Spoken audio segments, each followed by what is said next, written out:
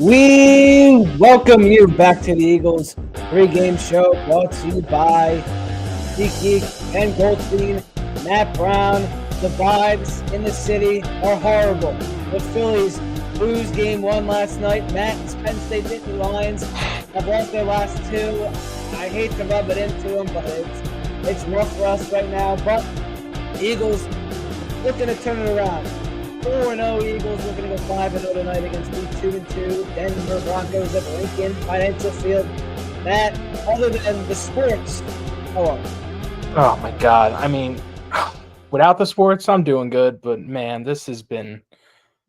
Yes, I tweeted this out, but yesterday was the top 5 worst sports day for me of all time in my life. Like, that was just so depressing to watch yesterday. Not only I opened up with a loss from my alma mater, but just having to watch the slow burn of last night's game because you knew it was coming. Like the second we got them big runs, and I'm like, all right, we either got to source more runs or this pitching has to be stellar level. And we haven't seen that in a while. So yeah, I just had a feeling that it was coming last night, and it just man, it is just not high vibes this morning in the city of Philadelphia. And I really hope that doesn't roll into today's game because I really don't have a great feeling about today's game. I don't know if that's just the depression talking or just, is this Denver team really that good? Yeah, well, a lot of us are kind of. I mean, Matt and I are both pretty down bad this morning, but we'll ride you through this show. And SeatGeek, they got you covered with tickets and everything, and they'll cover you with this pregame show as well. Something that hasn't really covered with the Eagles is they haven't played a complete game yet. Yes, they got the win last week against Tampa Bay, which for me, I don't know why. It feels like forever ago. I don't know if this is just a long week because there was really no sports going on, but it's been a while. It feels like it's been a while, but it's really only been 7 days. They led 24-7 at halftime on Sunday in Tampa. They were rolling. Jalen Hurts was looking great. They were getting all the touchdowns. And then second half, I don't know what happened, but they completely vanished. They removing Brandon Mann's 34-yard rushing loss for an intentional safety on the final play of the game. The Eagles had 33 scrimmage yards, averaged 1.1 yards per play, had 6 3-and-outs, did not complete a pass, and recorded negative 18 passing yards. Hurts' last completion came with 1:25 left in the first half. A.J. Brown had 2 receptions for 7 yards, and Devontae Smith had only 2 catches for 29 yards, and Saquon only averaged a measly 2.3 yards per carry. Todd Bowles only sent more than 4 rushers once in the second half. Hurts had clean pockets. He just was making bad throws. There was some bad play calls by Kevin Patullo. The Bucs made second half adjustments. Eagles had no answer. And this is now every single game. Week 1, defense looked good. Offense looked good. Vice versa. Week 2, vice versa. Week 3, great second half, awful first half. Week 4, great first half offense. Like second half offense was awful. Are the Eagles going to play a complete game, Matt, or is this just or what is going on? So it's funny you say complete game. They played a complete 4 quarters in a row, if that counts for something, the final 2 of the Rams and the first 2 of the Bucs game. But right now, it's really interesting where this team is at right now because you sit there and they're 4-0 and you think, man, they're a really good team. And you can even give them some credit on the way they played a little bit. They have played some really good teams. Like Dallas, as much as we kick and make fun of Dallas all the time, Dallas has a really good offense. Defense, on the other thing, not that great. That offense was humming week 1 on Thursday Night Football, that opening night. And, the lightning and all, delays and all that maybe affected that game a little bit. Who knows? But going on the road to play at Arrowhead, tough environment. Coming at home to play the Rams, who I feel is the second best team in the NFC, another tough game to win. And even last week, Tampa Bay, I would say they're probably 2B, in my opinion, in terms of second best in the NFC. Call them third best team if you want, if you don't put rankings together. It's another tough game down in Tampa Bay, a place where they notoriously don't win. So it's really tough to judge this team right now because you open the season with 4 juggernauts, 4 teams who very realistically are going to be either in the playoffs this year in their respective conferences or right on the verge. Like I think Dallas is the only team you can maybe make the case that isn't probably going to be there, but Dallas is going to be in all year as long as Dak and everybody stays healthy on that offense. So it's really tough. Yes, the offense has not been good. I really don't want to say not has been good. They have not been consistent like they haven't found one thing this year that they're really consistent at. They haven't been a consistent running team. They haven't been a consistent passing team. Blocking, I don't think has really been that great either this year. From the offensive, like some guys have. The only thing that really they've been great at doing, in my opinion, and that is winning. And again, at the end of the day, sometimes that matters, but at the same time, you want to make sure that the chemistry of your team is just good. And we'll get into points about that later, about why it's just not going good right now. But yeah, I would be an idiot to say right now that there aren't concerns with this offense, because there definitely is. Like you said, it's just not having it's just weird. It's a weird vibe right now. I don't know what to make of this team. I feel like we'll know more as the next weeks go along. And yeah, so I really don't know what to make of this team right now. At least on the offensive side. Yeah, this could be like kind of a big week for the Eagles, where it's not a get right game, but it's kind of a restructure game. As you saw, their offense, their wide receivers came out this week. I mean, obviously they're frustrated with their roles, but it kind of officially came out this week with a report. Came out on The Athletic. But A.J. Brown, after the win last week against Tampa, tweeted out, "I love y'all," with some emojis like, "Yeah, love you too, man." And then he tweets this quote, and it's, "If you're not welcomed, not listened to, quietly withdraw, don't make a scene, shrug your shoulders, and be on your way." Looking at that after the game, you're like, oh boy. And then that's some TO level of message. Yeah, right there, if I've ever seen one. That's not encouraging to see. Of course, Devontae Smith and AJ Brown have not really gotten involved at all this season. It has been utterly silent from them, and partially therefore, partially not. Whatever. Play calling, throwing. There's so many things that go into it. AJ Brown comes back and says he shouldn't let his emotions take over him. He's happy here. But this yeah, not good. No, it really isn't great to see. And it's like I mentioned earlier, obviously, the priority is winning, but it's just about building good chemistry with this team. And really, outside of the second half of that Rams game in week 3, this passing game has just not been great. And you can even make the case that was only the case for that Rams game because they were losing by so much that they were forcing themselves to pass.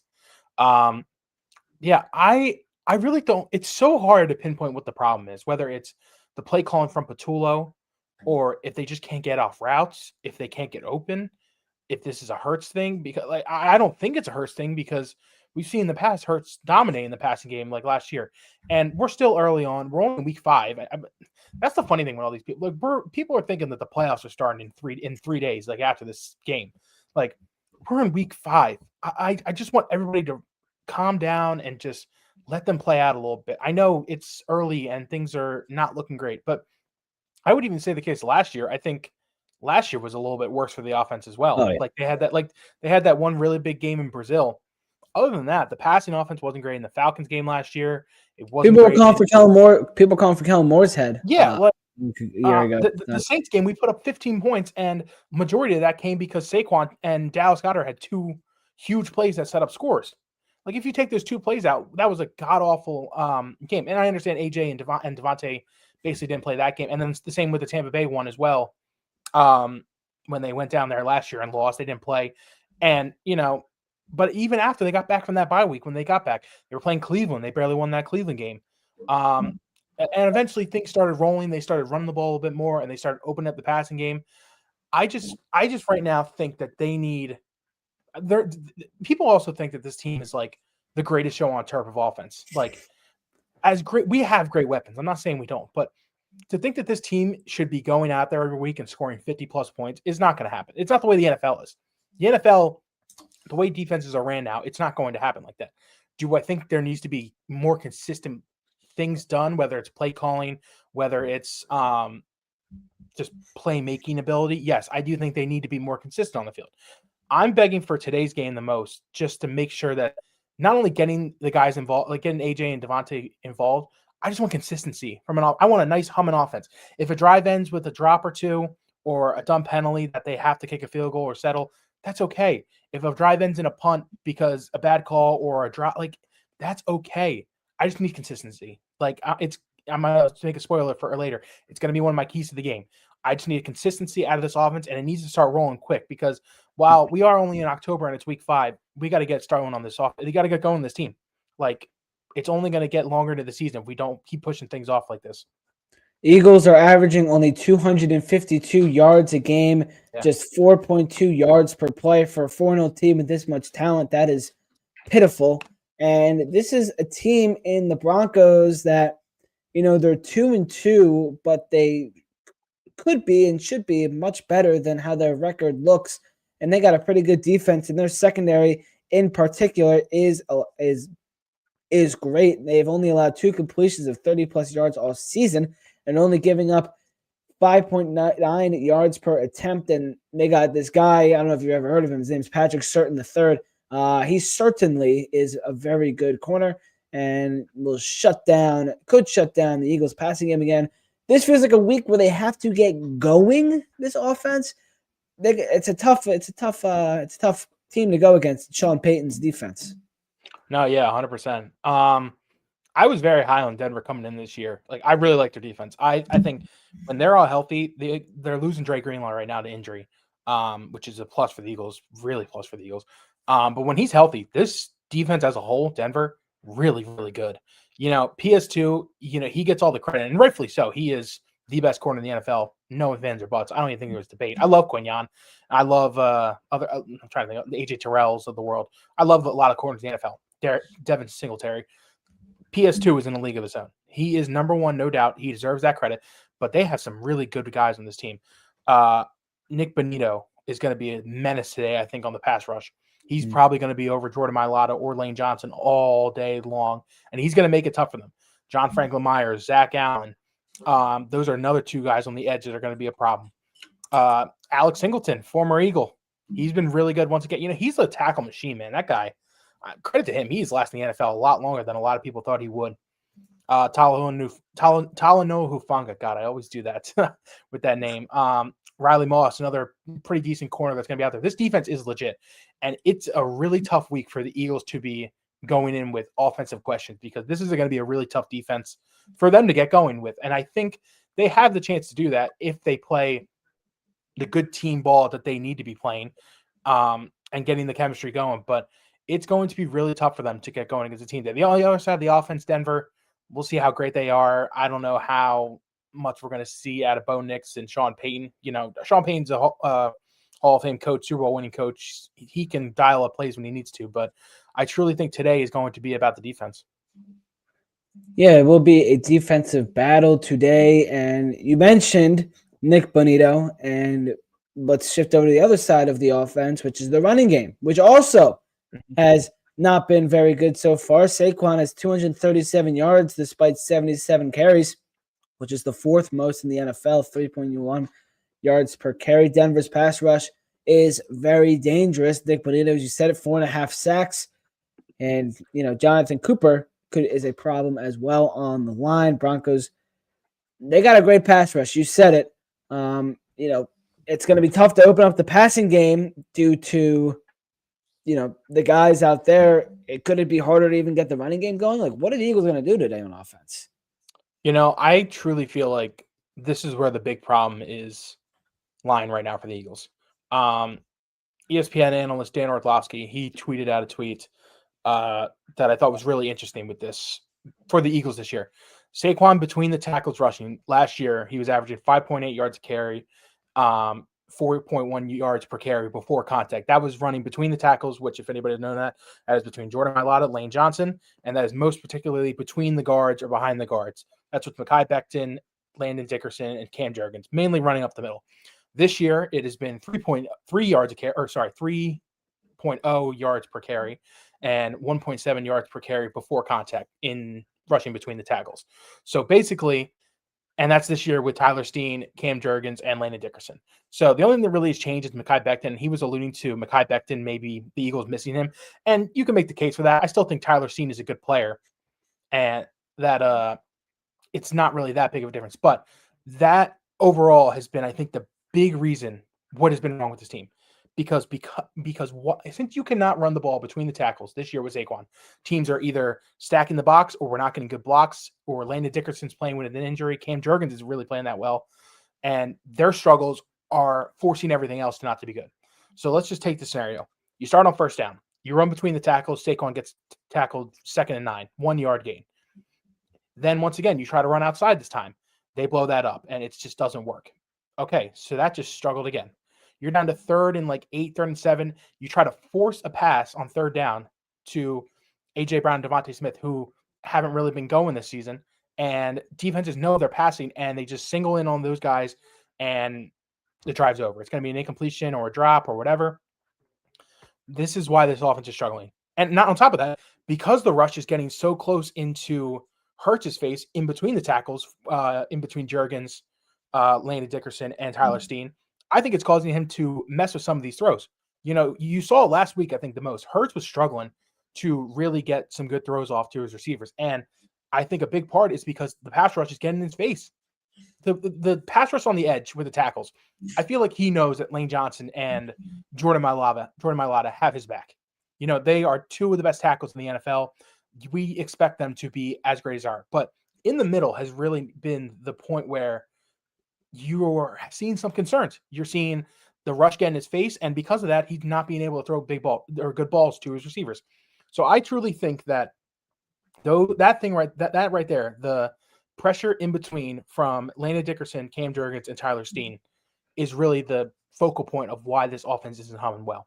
And I'm not going to put all the blame on those 3 guys. The play calling hasn't been great either. You know, if Patullo can see this, he needs to realize that he needs to, you know, either do some new reverses or try to get them more involved. You know, I think there's been plenty of times where a simple screenplay to A.J. Brown or Devontae Smith, you know, just getting the ball in their hands right away could be better. I think a lot of other things are better. I think Hurts could be a little bit better too. Obviously, AJ, Smitty, they haven't been that great about getting off route and getting open overall. So it's a mix of everything. But I truly think that has been a really big reason why this offense has not been humming. And I think I really hope Landon Dickerson's not hurt, because if he is hurt, I really just don't want him playing hurt, because I just want him healthy. But if he is hurt, then that's taken towards the fact that this isn't good. And I really hope that Cam Jurgens and Tyler Steen pick it up a little bit as we get going forward. That's a big reason why I think today it's on Saquon a lot. I think it's on Saquon to finally get something going. And unless the blocks aren't going well, I really hope that he can just make whatever he can with his magic of Saquon. Kevin Patullo, you better be watching the SeatGeek pregame show, because we know how to fix this offense right here. I don't know if it'll fix it, but the things I see and the stats that I see, like things like that, it just makes too much sense in my opinion that why they're struggling so much. And I bring up those numbers, and yet granted, those numbers from last year are a full 17-game season. We're only 4 games in, but you can see a trend that it's not working. So changes need to be made if they really want to get this offense going. Our trivia question for today's show involves the last time the Eagles played the Denver Broncos, which was all the way back in 2021. It was Devontae Smith's rookie season. Jalen Hurts' first year as a starter. Broncos were in the all-orange uniforms. Eagles. Yes. So that was interesting. We were the Black Pants, right? That was like a weird thing that we did, I'm pretty sure. I think so, yeah. It was like a weird – I remember some sort of weird combination. I think Devontae Smith asked Lori to wear those black pants, and it was like, you want to wear black pants with whites? I feel like that's what it was. And it was like a weird thing that they never did. But Smith said they liked the black pants, so they want to do it. My memory's weird with stuff like that, but yeah. I'm pretty sure you are right about that. I do remember that. It was like a weird uniform matchup. Anyway, the Eagles had a defensive touchdown that day. It was a big score. It iced the game. Which Eagles player forced that fumble against the Broncos in 2021, and who returned it for the score? So kind of a tough question. If you remember some kind of niche Eagles guys, you might get this answer correct. One not so niche, the other one pretty, not the most memorable. But, yeah, so there is your trivia question. Again, which Eagles player forced a fumble against the Broncos in 2021, and who returned it for the score? So we will return to that trivia question later in the show, so keep on your toes. Remember that one. And someone else you need to remember is the Eagles linebackers. Zach Bond and Jahad Campbell are the only NFL linebacker duo with 20-plus tackles each, 1+ interception in 2025.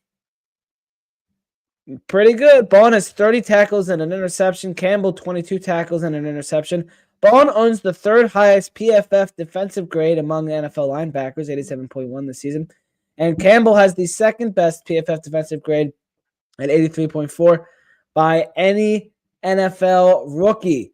Campbell had the game-saving interception in the end zone last week, and I mean, these two guys, I mean, we thought, Harrison Bader's a gift. These guys, what a gift.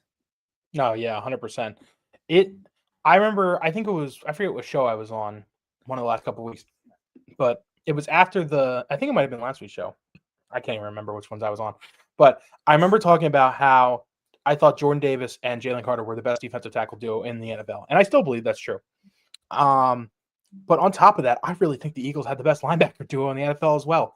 I mean, I wrote about it this week about how big Zach Bond has been and how he's really earning that extension that he got this offseason. And he's doing it not only on the field because he has been great. I truly think he should be way higher in the defensive player of the year conversations. He's been, whenever, in my opinion, the Eagles need a tackle or they need a big play, I see Bond. It's not Campbell. I see Zach Bond all over this field. He has been the heart and soul of this defense, and he has just been a fantastic pick. One of the best pickups, in my opinion, in Eagles history. Like, it's tough to compete with Saquon, who just had like the greatest Eagles season as an individual ever in terms of great free agency signings. But Zach Bond, man, he has been absolutely insane. And I'm so happy that it wasn't just like a one-year fluke with him. He is continuing to be a great player in the NFL. And I just hope for years and years to come, he just keeps doing this. But back to what I was saying, what I wrote about this week, how he is just so big as a leader. He is the perfect play caller, perfect captain for this team. He knows how to make this team just better on the defensive side. And I truly think the defense has been the heart and soul of this Eagles team this year. They've been the team that in my opinion, single-handedly beat the Chiefs. Like, they don't win that Chiefs game if the defense doesn't play as well they did. They held on in that second half against the Rams. Halftime adjustments were the biggest thing for them in that Rams game. They came back and they played outstanding defense in the second half, had the blocks as well, Jordan Davis and Jalen Carter. Even the Tampa Bay game last week, I know they struggled a little bit, but two of them touchdowns in that Tampa Bay game, they were 70-yard. One with the 70-yard bomb that got just between Quinyon Mitchell and the other corner. And then the other one was a Bucky Irving touchdown where Jahad Campbell's covering him. And that touchdown came after Baker was scrambling in the pocket for like 12 seconds. But the big thing was with that touchdown, Jahad Campbell lets up that touchdown. And he's pissed himself because he lets up a touchdown that I think made it either a one-score game or like a 10-point game, whatever it was. And he was pissing himself, and rightfully so. But the good thing about that was right after he came over on the sideline, Zach Bond went right up to him and said, shake that off. Nobody cares about that touchdown. You come back. We're going to play great defense again. And that's exactly what he did. 2 drives later, he ends up getting the interception that, honestly, in my opinion, saved last week's game. Like, that was such a big game saver overall. So I truly think that Zach Bond just brings so much to this team. He's making guys like Jahad Campbell better. He's making some of the other edge rushers better. He is now leading a linebacker group that I think is one of the best in the NFL in him, Jahad Campbell, Nakobe Dean, who's not going to play this week, but has a good chance to either play. I don't think he's going to play this Giants game on Thursday. It's a short week. I don't know why he would rush. I think he's going to wait until after for the Minnesota game when they have 10 days rest. He's coming back.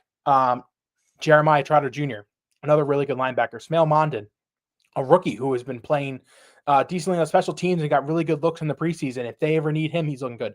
He's leading a linebacker group that's arguably the best in the NFL, and he has now turned Jahad Campbell into essentially Zach Bond 2.0. Like, they're almost the same player, which is crazy. So he is the two of them have just been so great.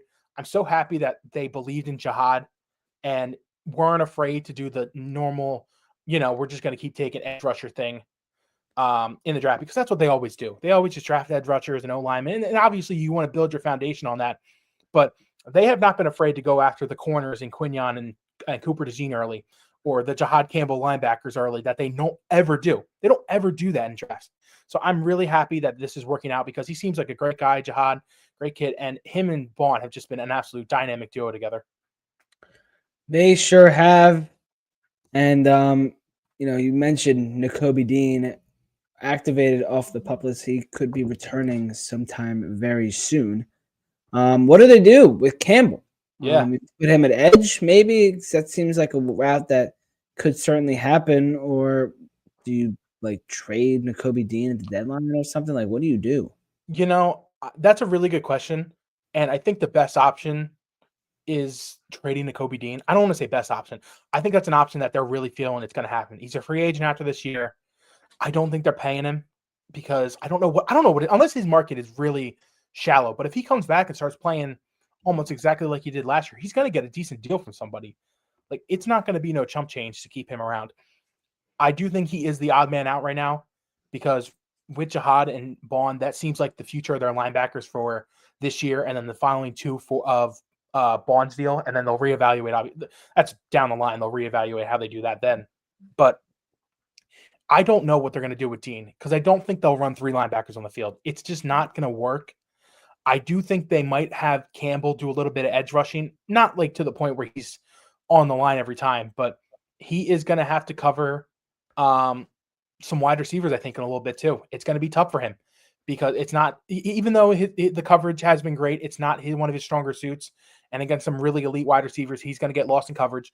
But I do think he can rush the passer pretty well. And I do think that's how they're going to do this until they make a move, either a trade for Nakobe Dean, because they're not trading Bond and they're not trading Campbell, obviously. So the odd man out is unfortunately Nakobe Dean. But they can have a rotation with the three of them, and it could work. Like, that could keep them fresh the entire game. And who knows with injuries, what's going to happen. They could keep, depth for stuff like that. But it'll be really interesting to see how they attack this. I would assume, week 5? I would assume week 7 is when he comes back. He'll probably play that Minnesota game on the road and then the Giants game right before the bye, get some rest before the bye and then come back strong after all that break. So he'll get some good game reps coming up, and it'll be really interesting to see what they do moving forward. I truly think the best interest right now is probably trading him to see what they can get value-wise. Eagles looking to advance to 5-0 on the year. It'll be the second time in 3 seasons that they do that. And, we're not going to talk about the last time they did it. Oh. That didn't end up well. But the guy that sends in their way is Bo Nix, who was impressed in his rookie year last year. Took the Broncos to the playoffs. And so far this year, 861 yards. He's thrown 7 touchdowns, only 4 interceptions. He's got a 51.4 quarterback rating. And he had a great week against Cincinnati last week. 29 for 42, 326 yards, 7.8 yards per completion, 2 touchdowns and an interception. What are we going to see from Bo Nix today? It's looking like that Quinyon Mitchell will be set up on the outside. Oh, and it just went away. But Quinyon Mitchell, looks like this is from Zach Berman. Looks like dime will be Quinyon Mitchell on the outside with Keely Ringo, Cooper DeJean, and Perry Nickerson inside against the Broncos today. So, yeah, Ringo getting some looks at nickel today. So Eagles maybe looking like they might be shifting some things up against Bo Nix and the Broncos today. No, yeah, I think this is the right move. Dory Jackson is healthy, but Keely Ringo, I think, earned his stripes a little bit. He did pretty well in coverage last week, and you want to see how he goes this week against a decent Broncos core of wide receivers. Cortland Sutton, Troy Franklin, is really making his mark now this season. It's really interesting what Bo Nix is going to do because, like you said, he had a really good week last week against Cincinnati. Before that, though, he was kind of struggling throughout the first part of the season. You really haven't seen him, I shouldn't say be the Bo Nix of last year because the Bo Nix last year was pretty good but not elite. But you were really hoping that he took that next step. And I don't know if it's really because he doesn't have like the insane offensive weapons that some of these other guys have, and some don't really. Like, I think Jalen Hurts benefits a lot of that from having AJ, Devontae, Saquon. Broncos don't have anything close. They have Cortland Sutton, J.K. Dobbins, and Troy Franklin, who are good. They're all really good guys, but I was really high on Bo Nix coming in this year.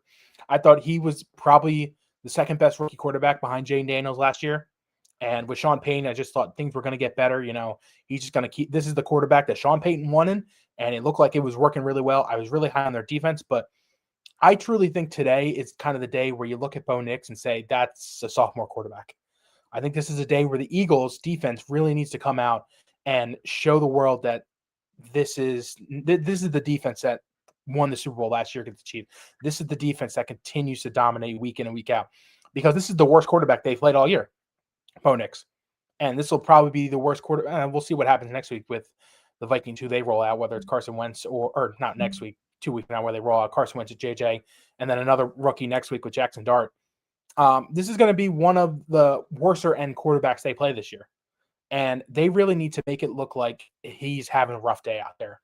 They need to put him in a blender. I truly think the pass rush needs to do well. The offensive line for Denver is okay. Nothing special.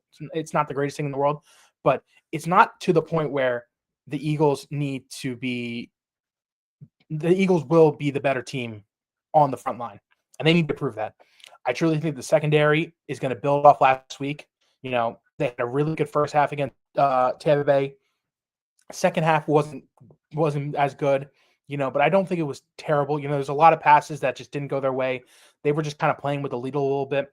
But I think today is a day where Denver or Eagles defense just truly puts Bo Nix in a blender and just makes his life a living hell kind of today.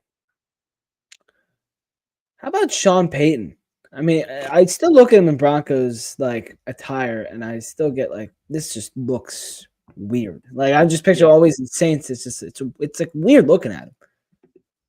Yeah, it is weird. It was it was weirder to me when Russ was there.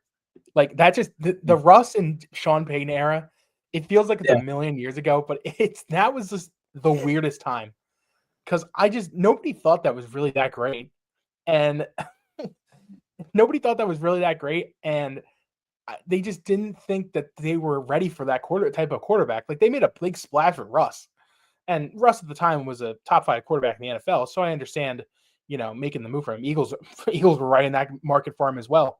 If it wasn't going to be Denver, there's a good chance it was going to be the Eagles trading for him. So it is weird to see Payton there, but he's a good coach. I mentioned earlier, he's a Hall of Famer. He's going to be one day. He's a Super Bowl winning coach. He's coached some of the best teams in the NFL in the last 2 decades. He knows how to win this league. And honestly, that, in my opinion, is the biggest reason why the Eagles would lose today if they were to lose to Denver. I truly think it's getting out-coached. And nothing against Nick Sirianni. He's, in my opinion, a top 5 coach in this league. But Sean Payton has been a veteran in this league. He knows how to win. And I truly think today is a day that Denver kind of plays not really with house money. They're not like a 0-5 team just trying to get a win. But they're a team going into Philly, going into the defending champ's house. They're going to do whatever they can to win. They're going to do whatever trick play they have to do. They're going to do whatever if they're going to be going for it on 4th down, and they're past midfield, maybe even on their other side of the 50. Sean Payton will do what he has to do to win today's game. The Eagles and Jalen Hurts are looking for a franchise record 11th straight victory. They've won 10 straight games. They look for number 11 today. Jalen Hurts, it's been a full calendar year since he last lost a game that he started and completed. That is crazy. Eagles look to carry that on today. Let's look at the inactives, and it's really nothing crazy. Short list for the Eagles today. They got Sam Howell, who was their 3rd quarterback, Mac McWilliams, Drew Kendall, and Xavier Gibson. So nothing much exciting going on there. Meanwhile, for the Steelers, their 3rd quarterback is Sam Engler. They have Jahiel McLaughlin, Q Robinson, Frank Crum, and Savion Jones. So nothing really exciting or special going on there. No, nothing really crazy. Xavier Gibson I feel like that tells me that they just still trust the return team of Mechie and Bigsby. They did better last week. It wasn't really that much of an issue. I'm sure they harped on them all week in practice that they got to be better on returns. Finally seeing Ezekiel Jalari getting the start, it's kind of obvious after Ugba Okonkwo. I forget what his injury was. He's out for the season, though, I'm pretty sure. Season-ending injury last week. I forget what it was. But it'll be interesting to see if Aziz really is good or not, because we really haven't seen it all year. We really haven't seen a chance. We've seen him in preseason. He struggled a little bit, but we really haven't seen an edge rusher in free agency really take that step and get out to the quarterback. And now it's really important with Nolan Smith being out. Okonkwo was doing decent, but now he's out for the season. So really looking forward to see what Aziz can do today. So the Pittsburgh Steelers have a bye week, and for old friend Darius Slay, now with the Steelers, is in the building today. Darius Slay at the link. If an Eagle went to an opposing team game and it wasn't like Jason Kelce going to see his brother, and like let's say, still active. And during the bye week, and they're going to see a team that they have no affiliation with at all, other than that they used to play there. That would send me the wrong way. So I don't know how Steelers fans feel about this, but I would not. I would like if Darius Slay was on this team and he went to go see the Lions game because he used to play there. Like that would set me the wrong way. No, I get it. It's he still loves his boys in Philly, which it kind of sucks that he has not been good this year. So it's kind of a good thing that they didn't bring him back. But it's he still got some boys on the team. I get it, but sometimes it's you do miss home. Yeah, I mean, I don't know. I guess that's just like the stingy Eagles fan in me that wants to see that. Carson Wentz, down 3, just threw a go-ahead touchdown to Jordan Addison with 25 seconds to go. Where is that game? London? That's in I think the Tottenham Hotspur Stadium. I don't know what part of London that is. These international games, man. They love these international games. Yeah, they want to do 16 of them in the future. That's a lot, man. That's every team doing one a year is a little crazy, but I guess if they think that's the right thing to do to improve this game. Yeah, I gotta make the game global. So, all right, notable matchups coming up. We are 20 minutes away from kickoff, Matt. And what are our notable matchups today? So I no doubt think one of them has to be just PS2 in general. Like, and you can say whether it's AJ Brown, whether it's Devontae Smith, it's PS2 versus the guy he's covering. That is going to be a big thing that I think Jalen Hurts honestly stays away from today. And I think he's going to target the other cornerback, Riley Moss, the other starter. I truly think that you're going to see a lot of production out of AJ today if he's not on PS2. Like, I would be shocked if he has more than 2 or 3 catches on PS2 today, because he is a lockdown corner. He is a stud. He will change offenses.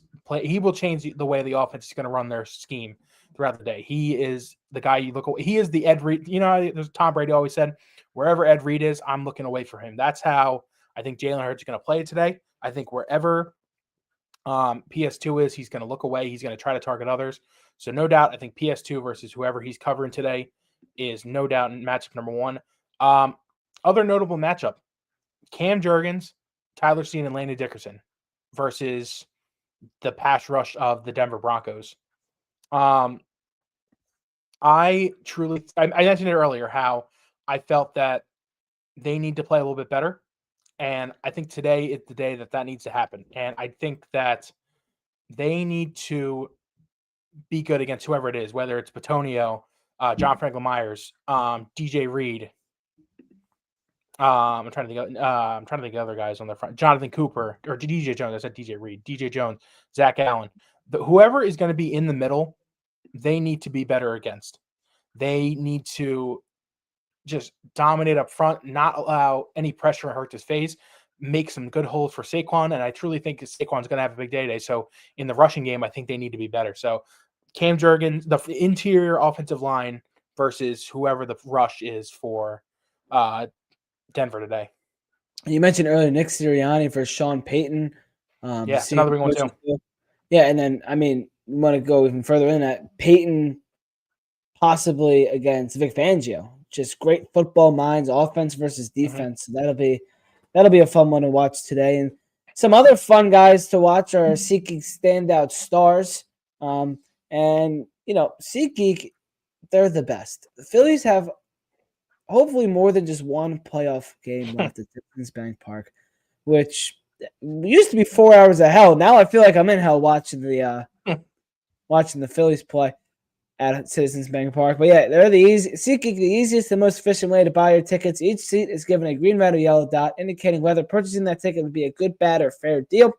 By using code Philly Sports Report, you save $20 off your first SeatGeek purchase. Again, Philly Sports Report, $20 off your first SeatGeek purchase. Click on the link in the description or the bio to save. Vikings get the win. Carson Wentz on that final drive.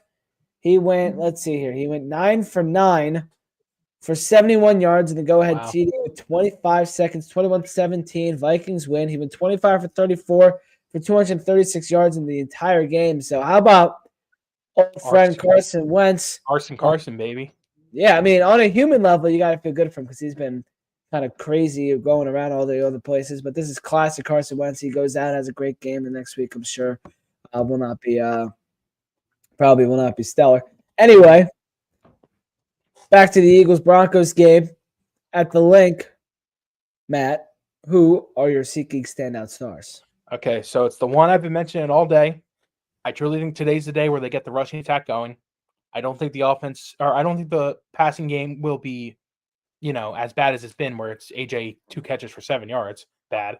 But I think today's Saquon Barkley's 100-yard rushing day. I think that today's the day where he gets going. I think today's the day where he reminds the league he was voted the #1 player in the NFL for a reason. I think Saquon Barkley, no doubt, is standout star of the day. I think he breaks. I think he finally breaks one. He really hasn't just broken a, like 50+ yard run this year. And obviously, big plays. There's not many of them every season. As many as explosive plays as the Eagles had last year. But I just want to see Saquon be good because I know he's great. I know he is a great player in this league, and it's struggling for me to watch him just run inside for 2 yards and then run inside for 1 yard and then they throw on third down, don't get it and punt. Seeing those tries are just so frustrating when I know they have the weapons. And I think today is Saquon's day to get called. I know it's going to be tough. The offensive lineman is great. I just mentioned that in the notable matchups. But I do think that Denver is going to – I feel like they're going to clamp down a little bit more on making sure that AJ and Devontae just don't have good days. And if that's the case, Saquon Barkley has to take over, and he's my #1 standout star on offense. On defense, I think it's Jalen Carter's day as well. I think today's the day. I mentioned it earlier how Bo Nix needs to be put in a blender. I think today's the day that Jalen Carter gets his first sack of the season. I think that he is the reason he puts Bo Nix in a blender. I think they're going to try to stunt him more on spots where he can win one-on-one matchups today. Eagles have played some really good offensive lines the first 4 weeks of the year, and they've been double teaming Jalen, as they should be. He's a stud in this league.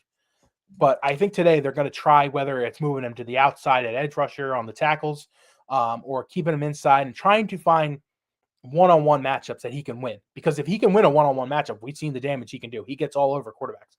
I think today is the day where Bo Nix gets flustered. I think today's the day he gets put in a blender. And I think today is the day where Jalen Carter records his first sack in the NFL, first sack in 2025.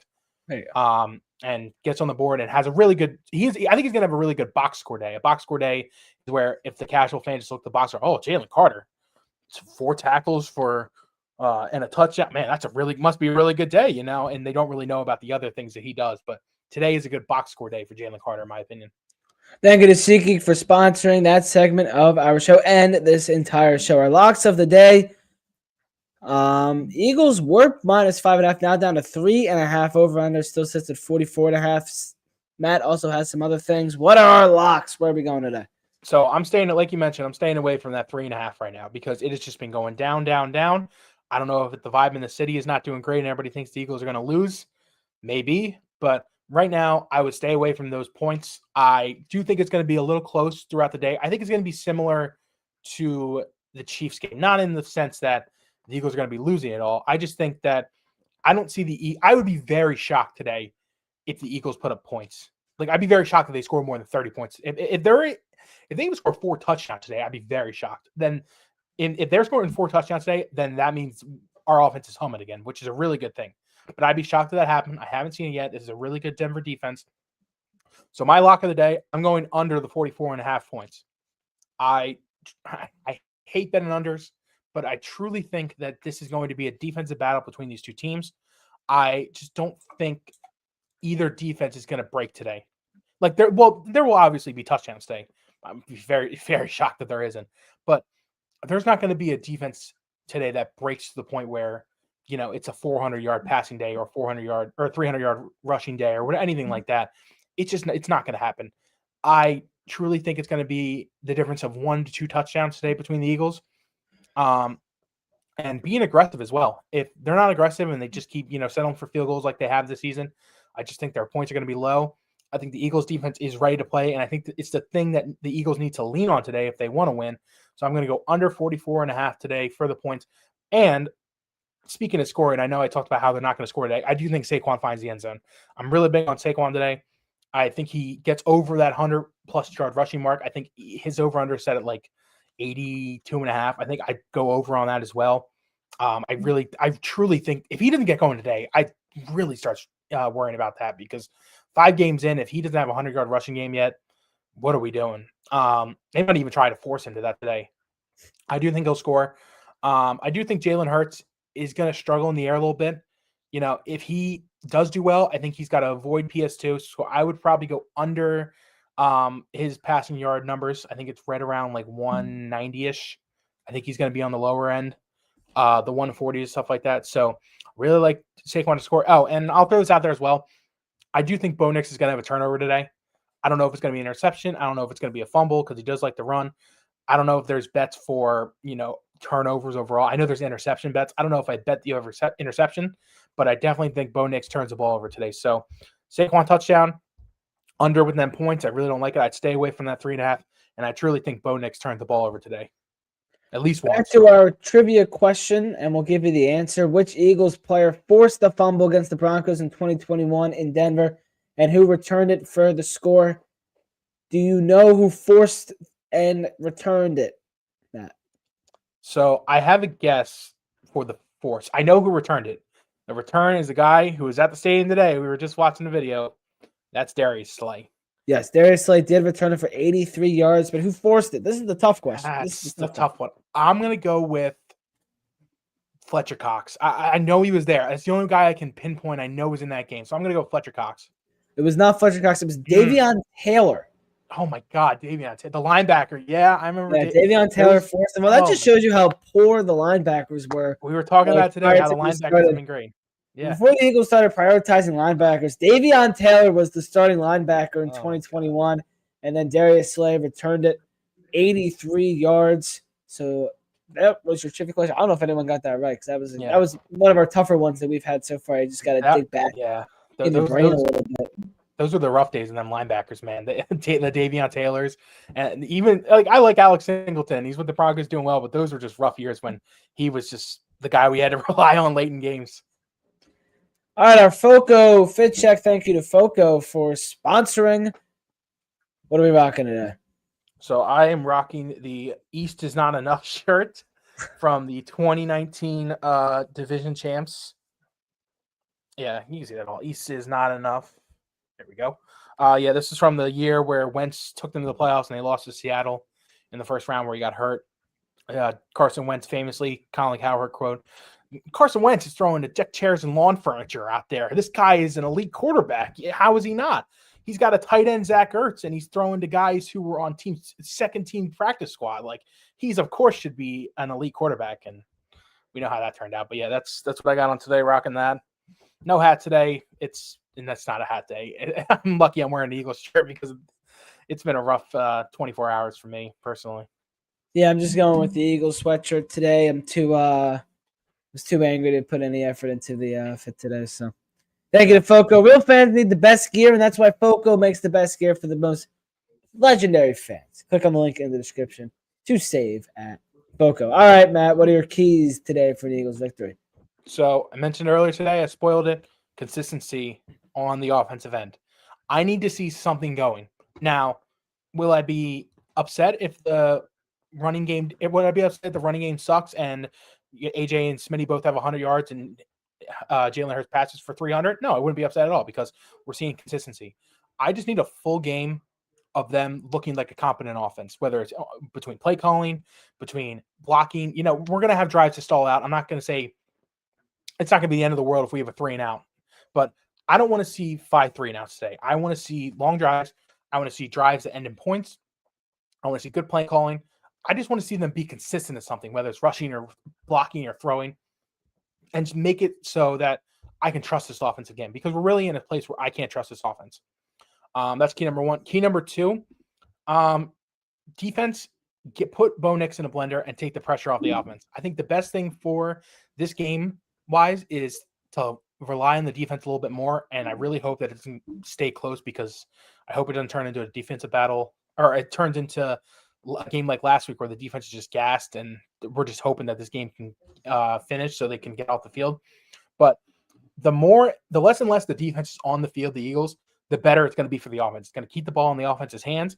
It's going to give them more opportunities to get points in a game where I think points are going to be few and some, that you need to get as many points as possible. So take the edge off the defense today and try to help them out as much as possible. Today is the first crucial catch game of 2025 in October, and Breast Cancer Awareness Month. So Eagles and all the teams in the NFL honoring that. A lot of the Eagles wide receivers got the pink cleats on today. I miss when everyone would rock the pink cleats and the pink gloves and everything was pink. That was good times. And also, Rodney McLeod is the Eagles' honorary captain today. So nice. Rodney McLeod might be the most underrated Eagle over the last decade. He was a big part of them. A couple teams in the late 2010s. I think he was here in the early 2020s too. He was a big member of that Super Bowl team. He was that Super Bowl team in 2017. They just hit on almost every free agent they signed around that time, because every single one was just so impactful. Him especially on that defensive back. Him and Jenkins covering the skies, Malcolm Jenkins. They were just a dynamic duo. So glad to see Rodney back.